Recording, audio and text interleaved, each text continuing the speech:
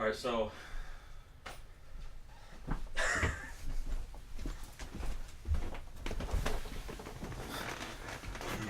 all right, Ryan, it's that time again. That's right. What episode is this? This would be number 9. Number 9 of Beckner and Lipscomb at the movies, and we're going someplace today, aren't we? Yeah, we're going to a place I've been looking forward to going to for quite some time now. We're going to be probably more discussing today than we are reviewing one of my favorite films of all time. It's a little bit of an unknown film, flew a little under the radar, I think, except for those of you that will be watching this that are sort of familiar with more underground style films. Today we are going to look at the movie Cube from 1995. So this kind of was low budget, mediocre actors, cheesy set design, and cheesy special effects, but it has a special place in the heart of most horror aficionados, doesn't it? And you know the thing about that too is, if you're gonna watch this movie in the current day, I could see how you would say cheesy special effects and cheesy settings or whatever. But I think for melt your 1995, face off special effects. Yeah, literally. But for 1995 though, I think it was okay. If you really think about the time frame and other things that came out around that time, I can't really sit here and say oh yeah, that was super cheesy for 1995, because it might have been state of the art for 95. So, will you find this film to be the classic that so many people think it is? Let's find out. Because it's time to dim the lights, fire up the camera, and roll trailer. A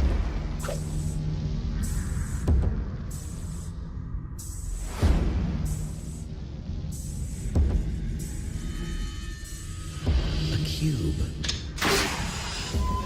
26 rooms high. 26 rooms across. 17,576 rooms. Does anybody remember how they got here? Why would they throw innocent people in here? Are we being punished? There's a way in here, so there's gotta be a way out. Do you think they'd go to all the trouble to build this thing if we could just walk out? Take a good long look around. Because I got a feeling it's looking at us. We have about 3 days without food and water before we're too weak to move. I just want to wake up. I looked into a room down there and something almost cut my head off. Motion detectors integrated into the walls. Tough to spot. You're not getting out of here. Yes, we are! There is no way out of here! We need to get around the trap. They're identified by prime numbers. Figure it out. I can't! I'm not dying in a rat maze! No more talking. No more guessing. You gotta save yourselves from yourselves. What the hell's going on? We haven't been moving in circles, the rooms have. We have the key. The cube is us.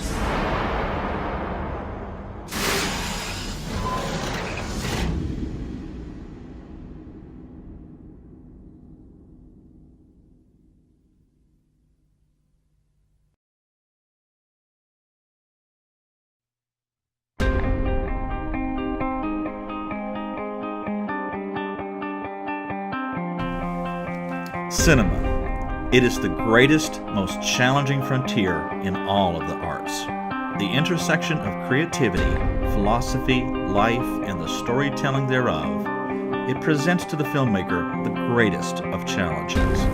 A failure in any of these contexts means a failure in the film. But with the perfect execution of all, you have a timeless masterpiece.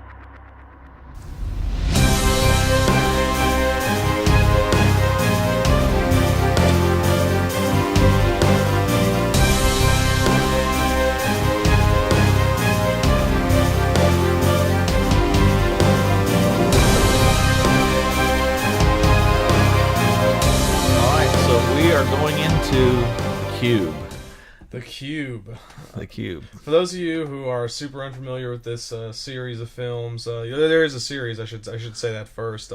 There is 3 Cube movies. The second is one of the most infamously bad sequels of any film of all time. Right up there with Troll 2. I mean, it's Cube 2 Hypercube is the trailer. Garbage. Don't waste your time ever unless you're just wanting to watch a trash movie with a bunch of friends drinking some beer or something like that to make fun of it. It's a great film for that, I will say. But the original, I think, is a movie that really holds a lot of value that a lot of people don't really necessarily see or on surface value. This film is a Kafka-esque. And whenever I say that, I'm referring to Franz Kafka, who was a writer from the 1800s, who was notoriously famous for sort of creating bureaucratic labyrinths, if you will, within his stories. Situations where people were put in a scenario where they were being controlled by some sort of body of power, and they had to work their way out of that situation. And this film is basically, at its root, a giant cube filled with small individual cubes, and they've thrown people. And whenever I say they, I'm going to use that term loosely throughout the because they don't really know who they are. They don't. Yeah, they don't know exactly. And that's an element of the film. Yeah. They have thrown people into this cube, this labyrinth, if you will, to work their way out. They've given specific tools that we'll talk about later on. This is like an early Hunger Games. Yeah, something like that, I guess you could say. But we don't know what the goal of them even getting out would be. So it's I think it would be to live. From what you would think. Of course, you don't know that for sure, but it's much more sadistic if it is. Yeah, and that's something else too that we'll get to later on here. We have. I think it's just a handful of characters that we see early on. And in the opening scene, we actually learn that these rooms inside this cube, certain ones are booby-trapped, each one with a different sort of trap. Some have spikes that shoot out of the walls based on sound. Some have touch-censored flamethrowers. So it's just acid. Yep. There's some pretty creative stuff. I would say stuff that caught my attention. Especially at a younger age. Now, here's the thing: I'd have to look up to see the famous scene in. There's a classic scene in one of the Resident Evil movies in the corridor where the lasers come through. And I wonder if they borrowed from that or if that was an original idea. It'd be interesting to go see look at the years and see which one was which. This film. The years? This film came out years before Resident Evil. The first Resident Evil was probably early 2000s. So you think Resident Evil borrowed that from the cube? You think that's what I'm saying? I maybe think some inspiration there. Yeah, I think this film has actually more often than not inspired other films in more ways than one. I think there's a lot of stuff. If you were to look at different horror films or different. I don't know if you would necessarily. It is considered a horror film per se, but there are other even just psychological thriller style movies that are have taken roots from this. You have Battle Royale, which is now a cult classic film that was actually a Japanese movie, but it's a similar concept. Except that people are put into a school and they got to fight their way to the death out of this thing. I'm not going to say Cube was the first film that had some sort of government or bureaucratic. Experimental ideology, but I think it was the first one that really made a name for itself. Can you name a movie pre-90s that was like that? Not offhand. I could name about 10 that have been since that point, but I'll list off some of those later. Well, one of the interesting things about this film is that is a theme that they talk about, that they realize this has been put together by the government, right? But then they also talk about that nobody really knows why it's still there or why it's still running. Right. And if they were to admit that it was a waste of time, that would admit that it was always a waste of time. Right. And so it sort of keeps on going in perpetuity. Right. It continues to move on. And now I'm going to stop you right there because I think that's a really interesting thing that somebody. If you have seen this film, you brought up a really, really interesting point, because that conversation within itself, if you're looking at that, the audience could seem rather pointless in a sense. Right. But if you think about there's a metaphor there that I think is underlying that a lot of people don't actually see. And this is something I was going to bring up. I'm really glad that you made that point. That is exactly what that cube is. Right there, that it is an ever moving, redundant loop. Right.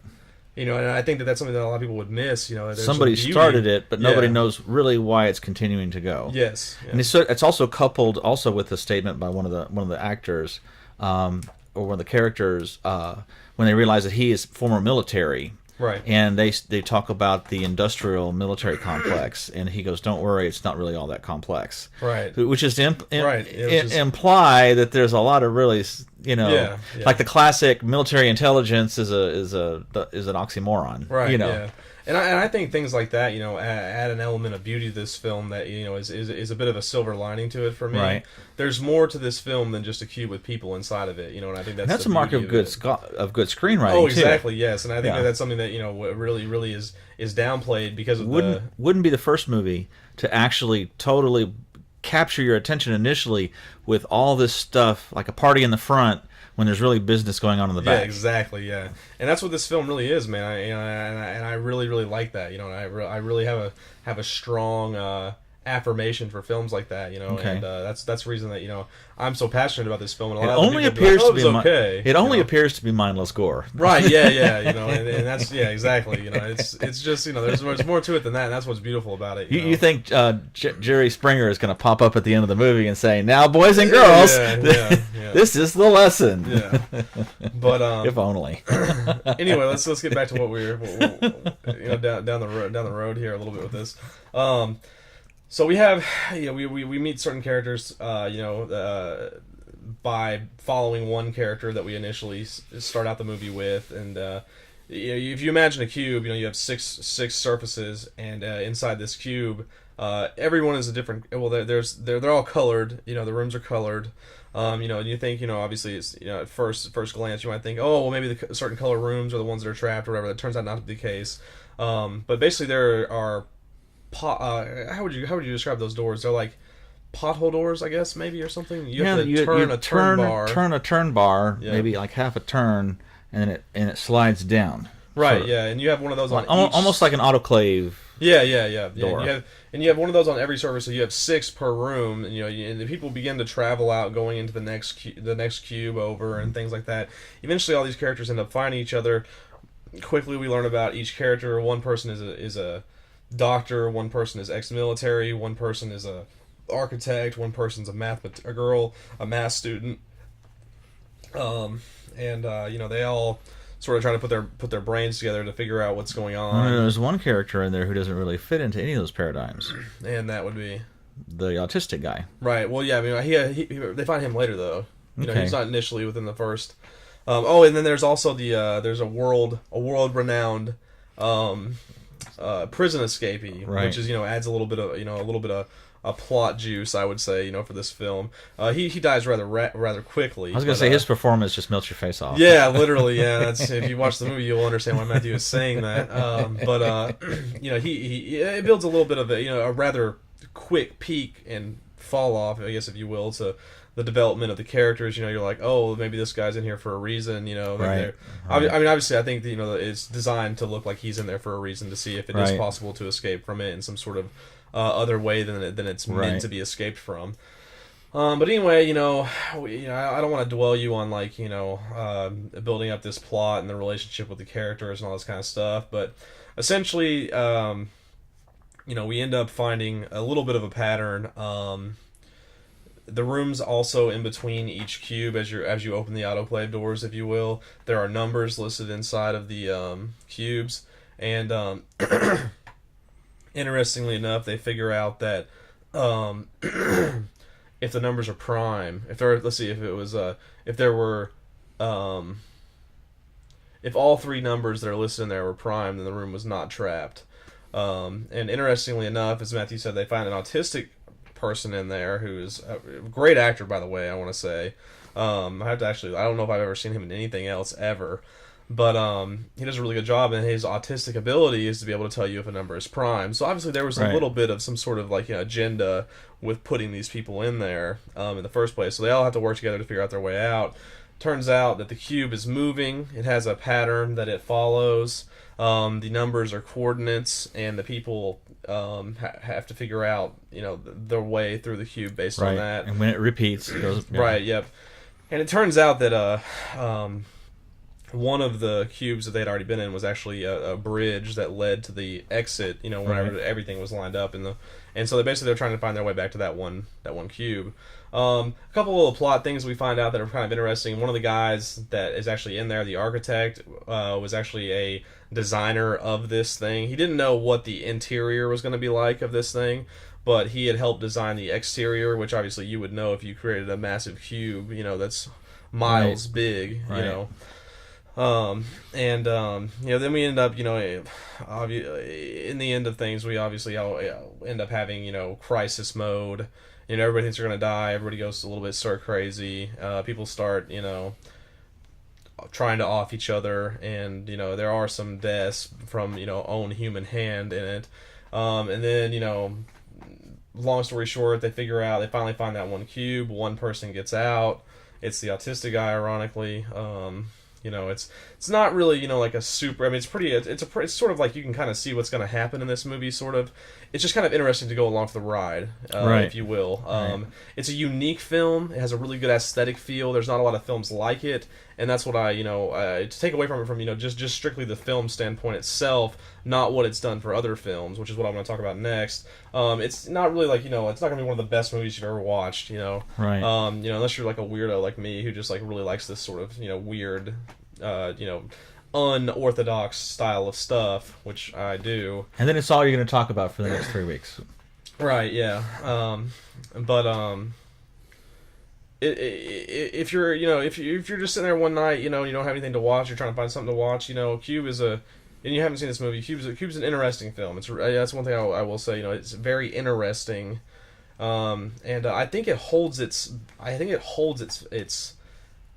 Like, I mean, whether you watch this movie in '95 or if you watch it 2005 or 2055, I think this movie will still have the same quality to it, if that makes sense. Like, it's not like great acting like Matthew said or anything like that, but like just the aestheticness of it, I think will stand the test of time for this film really well.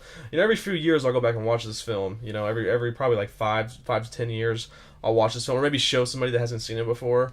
And every time I watch it, I still really like it. There's never like like if somebody was to say, "Hey, let's watch Cube," I would still be excited to watch that movie today, Right. as opposed to "Oh, I've seen it a million times, I don't want to watch it again." It's just a really interesting idea that you don't get enough of that in cinema. I don't think like I said, can you personally just I can name them just because I have watched this style of film a lot, but can you name another movie like this movie? Yeah, Battle Royale, as I've already said in this, is a film that's a lot like this. There's a movie in 2009, movie came out. It's very under the radar again, very unknown film. You gotta watch this movie sometime. It's called The Exam. And in this film, similar situation, people have been gathered into a room, literally a classroom, that's, I'm not going to say a standard classroom, but it's a military grade classroom, if you will. And they are forced to undergo an exam. And if they fail, or if something goes on, in this, sort of situation, I guess, or whatever, like if they don't pass, they die, essentially. Well, Netflix, I think, has a movie very similar to this, where that they're doing. I can't remember the name of it offhand. I've seen trailers for it though. I believe it's a Netflix original film, sort of horror, where all these kids you take an exam in high school and you have to basically pass it, or you're eliminated. Okay, right, yeah. Where that film like had a specific something it was looking for, as opposed to Cube does not have. We don't really know what's going on. Yeah, there's a nihilist undertone to everything about the Cube. Right. Yeah. Exactly. And it's the same thing with that movie, The Exam. That's another movie. If you do watch Cube, you like this. You like Cube a lot. You've not heard of The Exam or seen The Exam, definitely watch The Exam. Also, super good movie, super unique. Very similar to this sort of concept. I really like this concept for some reason. It really strikes my horror. It's like almost the pinnacle of like my horror style of taste, I guess, or whatever. And I think that's why I was so strongly attracted to this movie. But anyway, another film that's like this, like I said, Battle Royale, Exam. Another movie I saw just a few weeks ago. People might be, if you're watching this at home, you might be screaming this movie. Obviously, Belko Experiment just came out. Has some pretty. It actually was the first film like this. It actually had some decent acting names in it. It was a gore fest for sure. I mean, it was designed like that. I don't know if you saw the trailer for it or not, but it's a company corporate building. Whole entire building gets locked down, and they force each other to kill each other while they're in there. And if they don't kill a certain number of Right. people by the time runs out, then they'll just kill them themselves. And it's ultimately an experiment. You find out in the end. You don't really know who's running it. Obviously, it looks like some sort of government, because you have this pan out of all these computer screens where they're doing this all over the world. So obviously, somebody with some sort of, authoritative power is making this happen. I'm not gonna say that was a super good movie. It was pretty good. I mean, it was entertaining. I wouldn't watch it again. Had to see it though, based on the genre taste, and I mean, it just had all the things that appeal to me. But I mean, it was just pretty standard what you would expect from it, I guess. But anyway, what I want to talk about now though is where do films like this come from, or like you have like all these different, especially in the horror genre. You have slasher, monster. You have so many different subgenres, and this is a specific subgenre, but it's a very very close knit subgenre. There's a million monster movies out there. There's 10 million slasher films out there, but there are not that many films that have this sort of nihilistic, bureaucratic undertone to them. And with all horror, you have like this original concept of something that either has happened or could happen, and that's what's fuels imagination for directors, screenplay writers, and things like that. You have the Texas Chainsaw Massacre, which was based on real life. I mean, how many freaking movies are based on real life events now? Right. And that it pretty much more or less all stems back to the Texas Chainsaw Massacre for your real life scenarios. For the most part, there might have been a few. Which that was based on Ed Gein, right? What was that now? Wasn't that based on Ed Gein? Yeah. So and what the point I'm trying to make with that though is even films like this have an original creating point. Obviously all these films I've listed and all the Cube, Exam, all those films are over embellished concepts. We have no proof that there's ever been a cube per se, right? But there is historical evidence of things where governments and bureaucratic powers have used their authority inflicted purposeful harm upon a right. group of individuals in the name of progress, like the Tuskegee experiments with the African American airmen, where they gave these men syphilis just to see what would happen. That's exactly what I'm talking about. Yeah. And I don't think a lot of people look at films like this for that sort of value, or even make that connection or whatever. That's what I wanted to discuss today here. It's even films like this, as far and outlandish and imaginative as they seem, there is still a root that you can bring it all back to, and I think that even adds some more merit to films like this and makes them a little bit more interesting. We have all kinds of situations that you can. I mean, you could just Wikipedia human experiments, and you can see a list of, I mean, in the I guess it was really, more so like the 50s and 60s, we were injecting Agent Orange into people to see what the reaction was going to be, and we're putting this all over crops and, things and stuff like that, and all those people had super... Wash your apples before you eat them. Yeah, seriously. Had super adverse effects to all that kind of stuff. The Tuskegee, I guess is the right way to word that. Is just one thing. We also have, in America, one of the more well-known ones was MK Ultra, which is the Men Who Stare at Goats movie, is loosely based off of that. That's a bit more positive tone, but you have people that were veterans, everyday civilians here, in this. Well, I shouldn't say everyday civilians. They were military personnel that underwent massive doses of LSD, and they were trying to conjure up some sort of telekinetic or extra dimensional power and things like that. They thought they had it right, when they were on the acid. Yeah, of course, yeah. But I mean, who knows what kind of damage? I'm talking to God. Yeah. But who knows what kind of damage it actually did? Mentally, in the long term for those kind of people. Timothy Leary, tune in or tune out, or whatever it was he said. Right. Yeah. But yeah, so that being said, whenever you watch a film like this, or you that's something I like to keep in mind, as a horror fan, is where is this coming from? Whenever you see a film that's super, as ludicrous as even Cabin Fever, or even Hostel, as much as Matthew hates that film, the sex trafficking, is the root of even though Eli Roth takes that gore and amplifies it 7 million times more than what's necessary.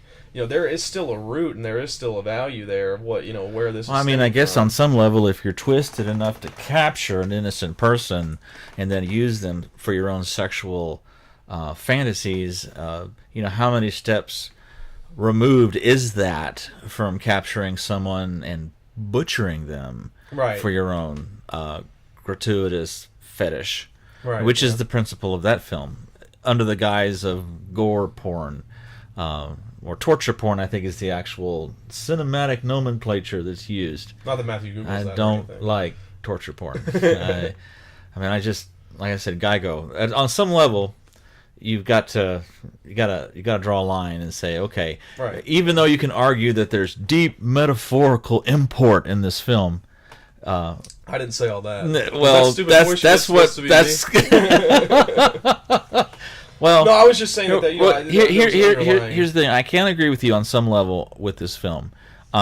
There's some gore. I don't know if it's really over the top per se.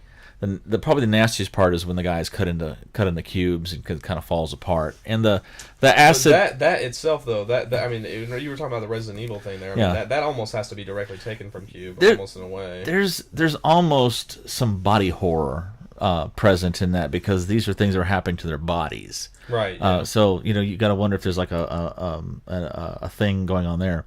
But that said, I will grant you that this film does have some degree of merit in that. I like the term discursive, and when I say that, I'm alluding to truth. I like to say it this way: truth between the forms, to where you have two things that you could look at, and it's like one of those 3D covers that you see on fancy magazines, or where you turn them this way and the image changes, because it's perspective oriented. And so this film is operating on one perspective of it's just a horror film and there's people getting cut up and getting killed in these boxes, but it is possible to look at it from a different perspective and realize there's, like I said, there's party in the front, business in the back. There's more to it, and this film is questioning the necessity of government institutions potentially that have been that let go. Well, we had this for a purpose, but we're just still doing it. Right. As well. Is it fair to assess a government based on the functionality and the efficiency that is achieving?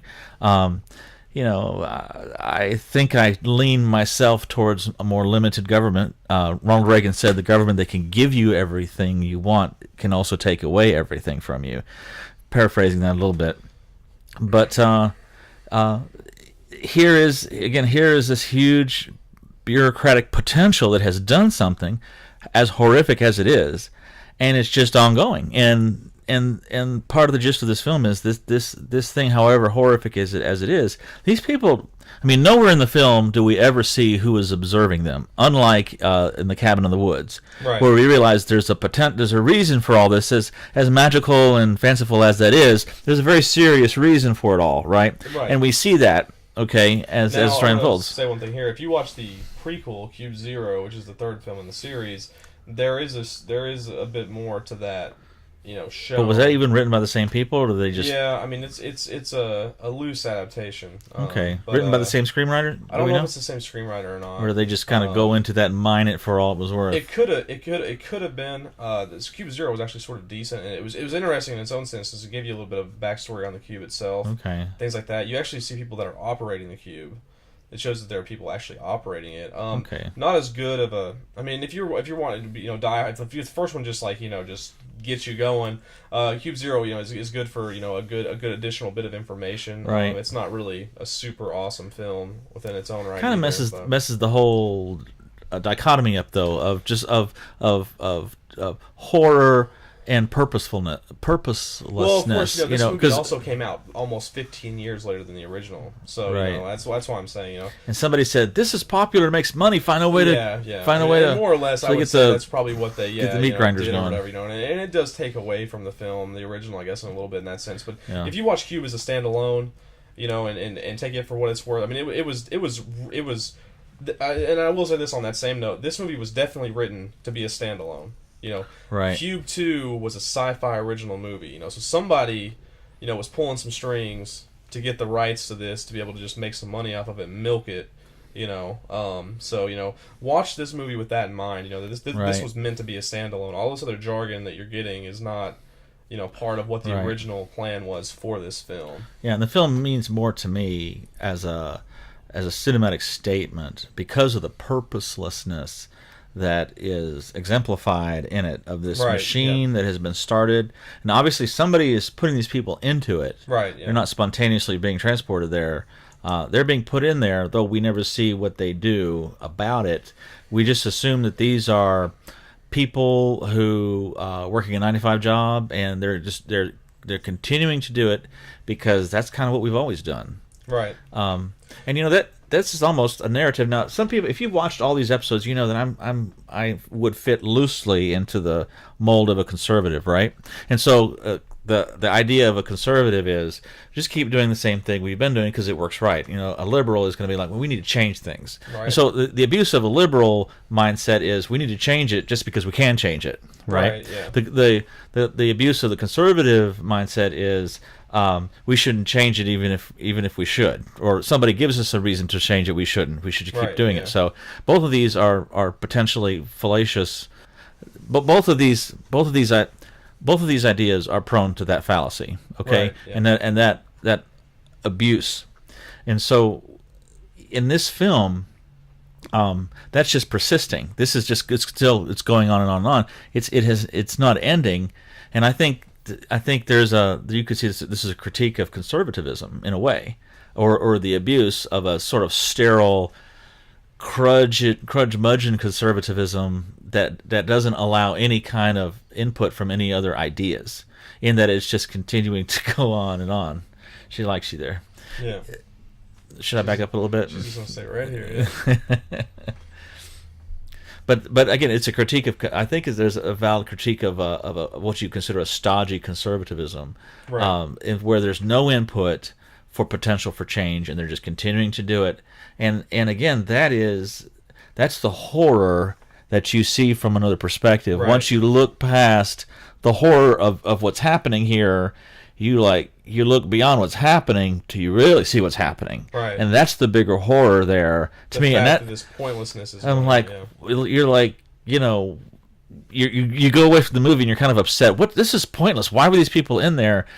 And then you realize that's sort of a very real narrative of I would argue a lot of things we're doing today. We just you get into these situations where people are empowered by money, and the money continues to come. You know, on the issue of global warming, I think global warming exists. I think it's actual. I think we should do things about it. That said, I am not so gung-ho that I just believe everything that they tell me. Right. Yeah. Because, you know, it's a valid criticism that these research scientists, they need those grants. And they're not going, and no one's going, they would be disinclined to tell you, oh, we've stopped global warming. There's no need. Right, You know, we found the fix, and we've implemented, and it's no more. We can go back to, you know, life as normal, or set a new normal. No, there's a need on some level for a crisis mentality, because that stirs up the government coffers, and people people donate money. As much as you hate the same metaphor, the same thing with cancer probably. Yeah. You know, the cure is probably out there. Right. You know, but they're not going to just cough up the cure because it Yeah. will deplete a massive source of income. You know, same concept. Yeah, you know, I'm a conservative evangelical, or would mostly be considered that, but I get junk mail from ministries that are, oh, look what so and so is doing. Yeah. Oh, and you know, if I was a liberal, you know, I would get the same kind of junk mail. You know, you hear the term fake news. You know, news is supposed to make you angry. Well, there's fake mail. Yeah, that's not real. Or if it is, it's just so exaggerated that they're just, you know, the rhetoric is so hyped up that it's just there to make you angry. And it's just the only point is to continue to keep it going. And again, to go back to the issue of the global warming, this is something that, true or not, I'm inclined to believe it is true on some level. It's something that's moving forward. You have people who built careers now advancing this, and you have laws that have been written. And so even if there is a pause, or was a pause, or it never was there, you have to argue, number one, it did benefit the environment. We're polluting less. So even if global warming really was never existent, we've made improvements in efficiency. So do we fake ourselves into a better situation, right? Yeah. Or number two, is the economic expense? Does the economic expense surpass the benefit of the environmental action that we're taking place? Right. I'm inclined to not think that's always the case, though it sometimes is. But again, you have this. It becomes monolithic. It becomes this huge thing that's marching along, and to question it, you become a heretic. Right. Yeah. Yeah, and so you have a subset of people. The big march for science that took place last week. Anybody who would question global warming, or the fact that they say the world, we only have 10 years before the entire world just turns into a big fireball and we're all dead, and oceans rise. The water world. Everybody's going to become Kevin Costner. Is that true? They said that 20 years ago that we only had 5 years. Okay, now, yeah. So if you question the alarmism, okay, then again you're a heretic, and they're up there lambasting you, on stage that you don't believe in science. You're anti-science, Right, yeah. And maybe Trump is anti-science. Maybe I'm anti-science. I'm a scientist. Can I be an anti-science scientist scientifically? So anyway. Jesus, man. You've had that ruined for weeks. But all that said, and boy, I probably really burnt some cookies with that. Yeah. That said, there is a necessity for, whether you want to call it the troll, to get into an established paradigm and mess with it. And in this case, in this movie, we have this huge, horrific thing that's taking place. Whether you want to see that as a capitalist system that's burning up natural resources, someone somewhere has to stand up against this horror, against this monotonous contraption that people are just pushing on. Perhaps even though it no longer benefits them. Perhaps it at some point in time there was a benefit for it. Perhaps there's none now. Okay. But this whole idea is very applicable in our modern world. Of this thing that's continuing to go, and so in this film, I doubt that anybody is receiving any benefit from this. Okay, right, yeah. But at some point, they thought there was a benefit, otherwise they wouldn't have constructed it. But no one has had the courage to stand up and say, "This doesn't work. Yeah, it's pointless." Right. Yeah. Okay. And I think, in our world with Facebook and especially with Facebook, there was actually a thing in my feed. It said like 90%. I don't know if the statistic was accurate, but it said something like 90% of people on Facebook never hear anything outside of their normal ideological bubble. It didn't phrase it exactly that, but like if you're a liberal on Facebook, all you ever hear is liberal. If you're an environmentalist, all you're ever going to hear is environmentalist. Right, yeah. If you're an evangelical Christian and you're super into the prophetic, end times, that's all you're going to hear on your Facebook. You're only going to hear what your mental, the Germans called Weltanschauung, the worldview of the way you see the world. And that's a bubble. It's an echo chamber. Hello. Yeah. You're constantly hearing yourself. We have to strive to get out of that. We have to strive to find a way to question, to cross that bridge. And that's the value of a movie like this. Is, are we just all doing the same thing, ideologically, or are we just stuck in a box? Are we all in our cube? So obviously, with all that being said, there's a lot of deep stuff to take away from this movie. If you watch it with an open mind, as opposed to just you might watch it and you might question your whole life. might quit your job, go live in a van down by the river. Might just quit your job and just watch this movie over and over and over again. No, you would need some help then. But some of you should quit your jobs and go hike the Appalachian Trail, or at least hike something. Ride your bike. You can do that without quitting your job, though, at the same time. There are people who need to. You know who you are. Someday that will be you. No. Or me. Yeah. We're just going to work forever? We're constantly crawl through. My life is I just call it. It's not even a life anymore, man. It's just a grind. It's just the grind, you know. Every day is a cube is a room in the cube, right? Yeah, just taking my boots off and tossing them in there to see if it's going to be a good day. And you hit that clock. Click checking out. You're like, oh, didn't get killed today. Yeah. Or didn't kill anybody today. If you're doing what some of us do. Yeah. All right. So your score on this? Oh man, score. I mean, this movie for me is it's gonna be a biased score. It's probably a 9 or a 10 for me. Oh wow, perfect film. You know, I wouldn't say. I mean, I would give it. I'm saying that loosely, of course. You know, I would just say that from my own bias towards it. You know, my own experience with it. My own what this film meant to me growing up. You know, this was the first film. One of the first. Well, I shouldn't say the first film. First film I ever saw that really was eye-opening to me was the movie Wrong Turn, but that was for different reasons. That was what's interesting is Wrong Turn was the first rated R movie my father ever took me to, and I mean, Wrong Turn had the most outlandish gore, brutal horror. Like, I mean, it was, even to this day, I mean, Wrong Turn, the original one, stands the test of time in my opinion. You know, it's just, I mean, just these backwoods redneck inbreds that are just hunting down these people that were in their woods, and I mean, oh man, it's as brutal as you can get, and that was, like I said, that was the first rated R movie I ever saw, and man, I thought every rated R movie was like that. Now, I was like, anytime my dad was trying to take me to the movies and we were going to see a rated R movie, I was like, no, you know what, I'm not interested, because I thought they were all going to be as hardcore as Wrong Turn was.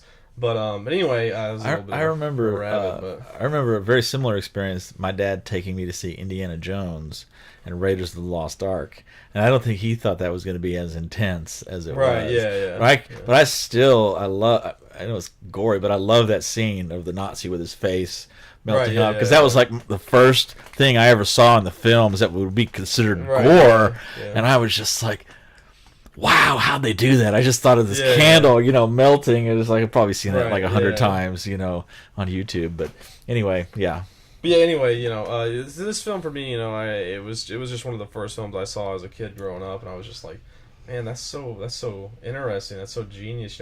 How could they have come up with this? And obviously, at that young age, I couldn't have possibly, understood all of the symbolism, for real life, but as I grew up and got older and watched now, as a grown man, you sit and smoke a cigar and drink a glass of wine and say, "Now, son, there's deep meaning in this gore. Pay attention, Pay attention to this scene." But yeah, and I think that's what another reason this film, really holds a lot of value with me is I watched this film, like you said, from that one perspective for so long, and as I aged, I saw it from a different one.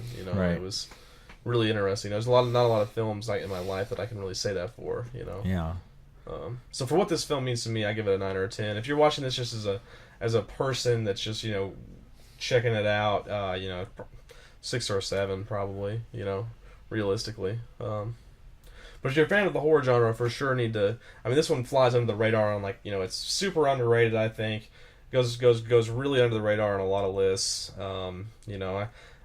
There's supposedly has been for years a reboot in the Miramax is actually the Wikipedia entry says that they're doing a remake of the first one. Right, yeah, which would be a really, really, really interesting reboot, I think, because a lot of people, this isn't going to be your Friday the 13th or your Nightmare on Elm Street, Seen It All reboot sort of thing. Well, now here's the thing. I think a reboot would be a very difficult thing to do, because I'm going to argue, and I've argued that other films are like this. I think that this film, because I believe that the real horror that the filmmakers were trying to achieve was discursive, or that from a different perspective. Right, yeah.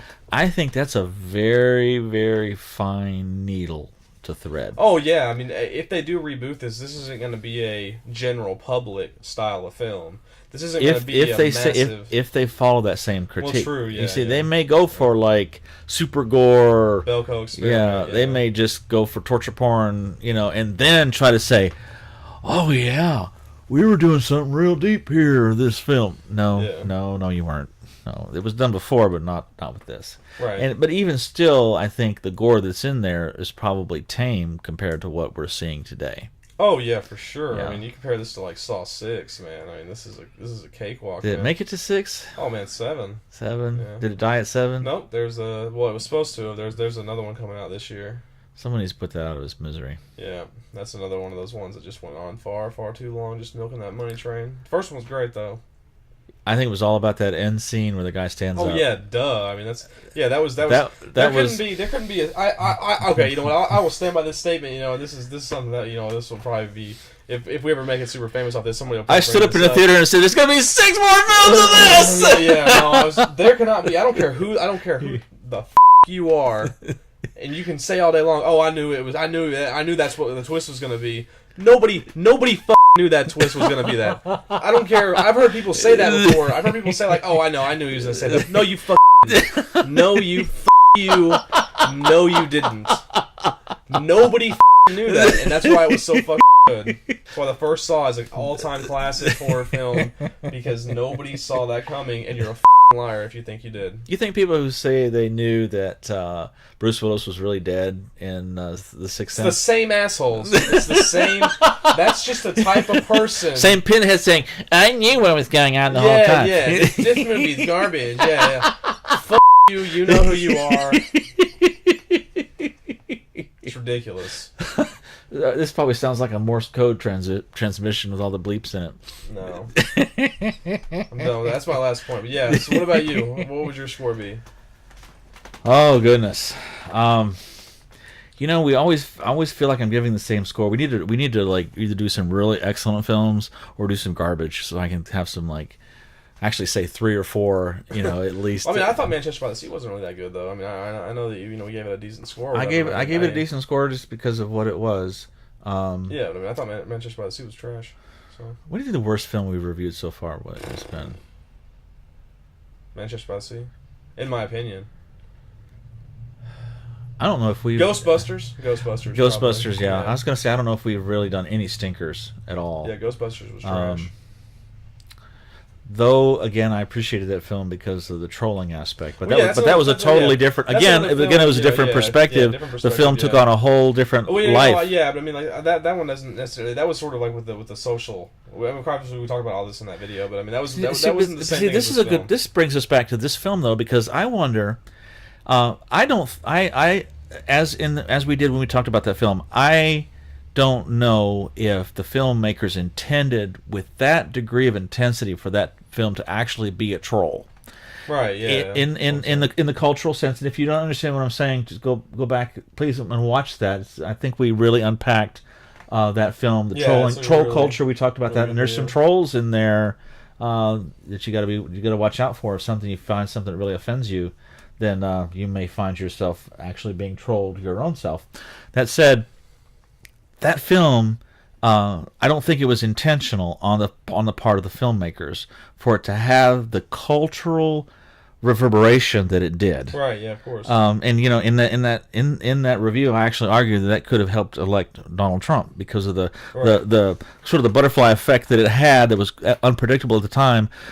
Throwing up an alt-right figure, Milo Yiannopoulos to the repeat the same video here. So we're not giving spoilers for that, right? Right. Yeah. So, but anyway, with this film, you have to ask yourself: when they were sitting around writing the screenplay to this, do you think that they just said, "Hey, man, let's make a movie about a bunch of people in a cube that moves all the time, and that's going to be our shtick"?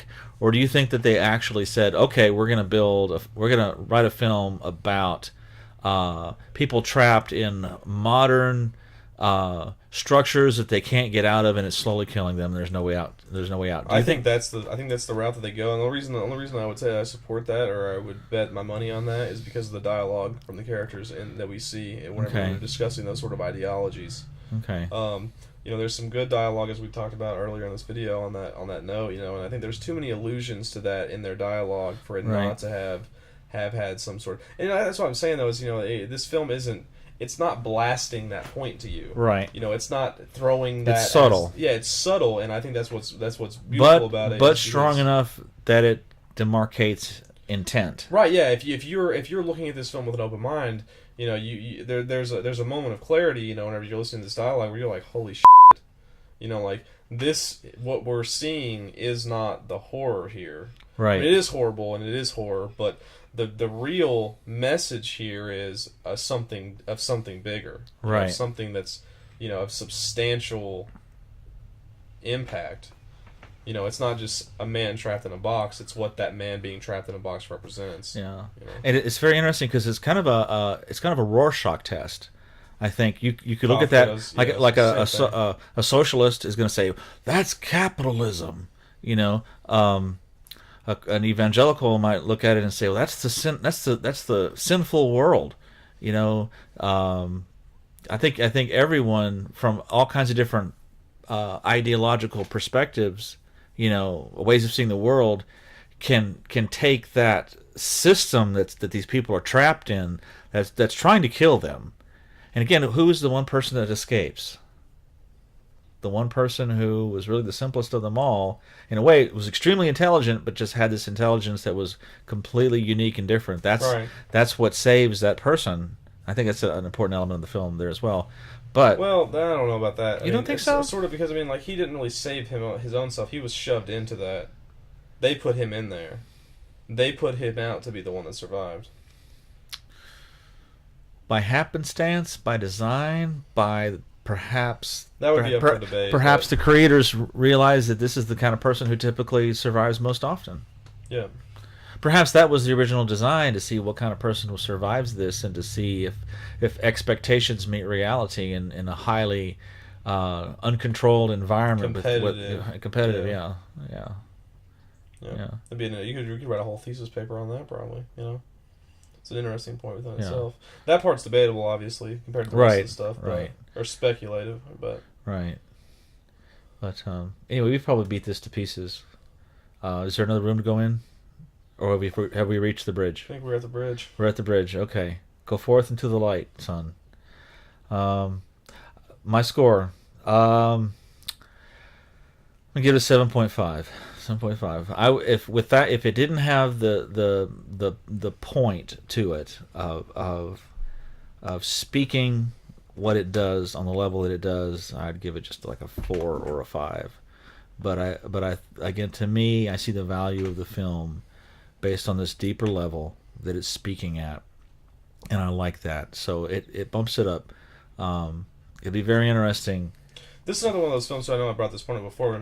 What would have been really interesting about this is, I don't know what the exact numbers on this are, but I would like to know what the budget of this movie was. Probably 600,000. Yeah, imagine these guys had a marketing, a bigger scheme, a bigger budget to work with. This could have been a blockbuster. Well, Harvey Weinstein with Miramax, he's going to throw it at it if he's got it and doing it. What's interesting? More interesting though. Guess who distributed this film? And this was one of their bigger distributions back in the day. Remember, they were a startup company. Weinstein? Lionsgate. That is Weinstein, isn't it? I don't know who owns that or whatever, but I think it's Lionsgate. Really? Okay. Well, I think it's Lionsgate who's doing a reboot on it. They're rebooting. Yeah. I think. I could be wrong on that. That would make more sense. Check my math, but yeah, don't have to buy the rights from anybody when you own the rights. Just redo what you did once and bring the magic back if you can. Right. But then again, like with these certain films, like no one could ever do Forrest Gump again. No, of course not. No. Can you imagine John Cena trying to be Forrest Gump? Yes, I can. That's like on Saturday Night Live. The Rock. The Rock. That's the genius of Tom Hanks, though, man. That's the genius of Tom Hanks. Anyway, okay, so 7.5 and 9.5. You want to settle on 9.5? Yeah, sure. All right, you're just from a bias standpoint. From a bias 9.5. So what about from the clear-headed movie reviewer. So I said, More like- well, I mean, if somebody's actually, looks into films deep enough to do a review on it, they should see this film for the, the values that we talked about here. Right. Somebody who wants to credit themselves as being that sort of, I mean, I would say loosely here without getting too much. Granted, we're YouTube movie reviewers, but we're trying to do something here that's a bit deeper. If you're just looking, to review most this, of the time. Yeah, if you're looking at this, from just let's see what this movie's about, do a quick review on it or whatever. I mean, the people like that are not going to see this movie for what it really is. You have to really, be an intelligent individual. It's not Transformers. Yeah, it's not vast in the. Yeah. If you're a sheep, if you're a person, in my, I mean, that's just. I mean, I don't want to sound too elitist here, but there are sheep and there are shepherds, right? Right. And I mean, this is a film for shepherds, in my opinion. Right. If you were just very, very good point. Yeah, and this is a high intellect, highly educated, film, and it requires that sort of same audience to be able to appreciate it for its entirety. Right. If you're seeing this with your open mind, sort of sheep mentality, like you said, film's probably 5 or 6. It's not going to satisfy that, Saw 4 or 5. So the person who really enjoys this film is probably not going to be the kind of person who's going to be buying tickets to get Fast and the Furious, the nursing home years, 24. Right, yeah. Right? That same guy that's watching Transformers 87 is not going to enjoy this movie, yeah. Right. So. Excellent point. All right, so that wraps it up for this edition of Beckner and Lipscomb at the Movies. And we hope you enjoyed the conversation, these conversational movie reviews. Hope you could see this from a different perspective. And I hope you enjoyed it. And be sure to check out our other films on all of our social media sources that we are constantly expanding. Or we should be constantly expanding if we actually expanded it, actually took the time to do that. It's so much more fun to actually be here in front of the camera and doing this. That's like busy work now. Yeah, but if you did find us, we're grateful that you did. And tell some other people about us, because we're sort of at a very select niche here. Yeah, which I mean, it ultimately is what we're shooting for, but we would like to expand that audience more than what we've got so far. We're not gonna hit the massive numbers. I don't think with what we do here. Our style and the way we are going about this is not going to be a mass public, quick bang bang. We're looking at we're looking for this to be for people who are true film critics, fanatics. That truly love valuable, good cinema, not just your average run-of-the-mill bullshit. And that's what we're shooting for. So if you actually sat here and watched all this and enjoyed it, that puts you in a distinct category yourself. Yeah, you're one of those motherfuckers. who really thought he was going to get up, right? All right, we appreciate your time. Thank you so much. Bye-bye. That's the best one we've done.